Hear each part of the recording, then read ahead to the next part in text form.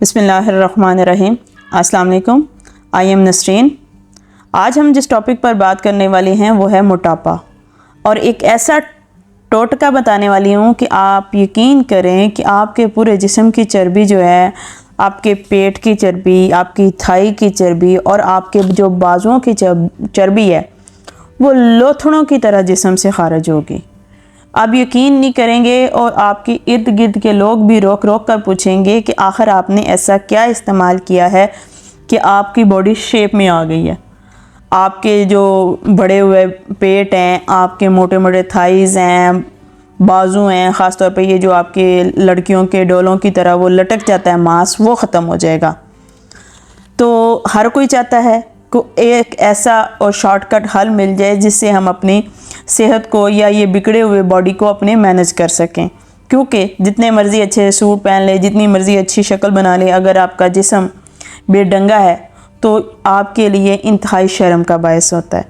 छोटा सा नुस्खा करना खुद है, आपने किसी के पास जाने की ज़रूरत नहीं होगी।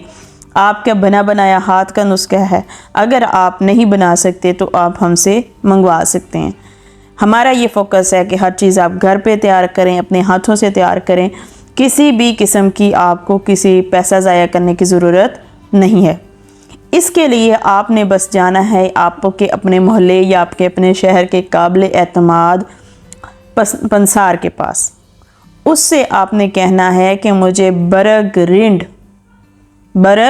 रिंड 6 माशे और लाख 1 माशा ले लें। ये 2 चीज़ें बस आपने ले लेनी है, उनको बारीक सा पीस लेना है और ये आपके पास एक सफ़ूफ बन जाएगा।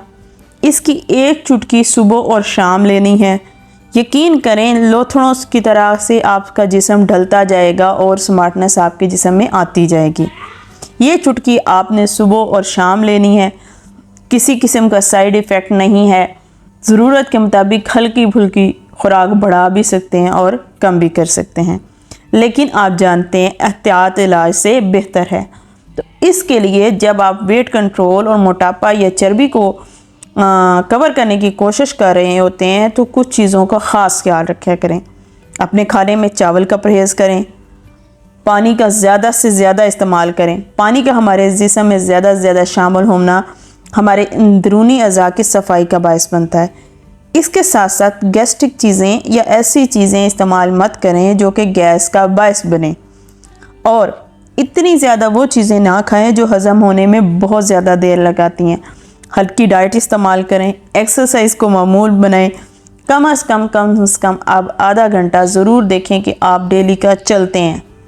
ना समझ में आए तो 15 मिनट सुबह एक्सरसाइज किया करें और ऐसी एक्सरसाइज किया करें कि आपका पसीना बहे, और 15 मिनट शाम को, क्योंकि हमारी बढ़ती हुई बीमारियां ख़ास तौर पर इसी वजह से हैं कि हमारे दिन ब दिन खानों में इजाफ़ा होता जा रहा है, फ्राइज़ आइटम में इजाफ़ा होता जा रहा है, लेकिन हमारी जिस्मानी मशक्क़त कमी होती जा रही है।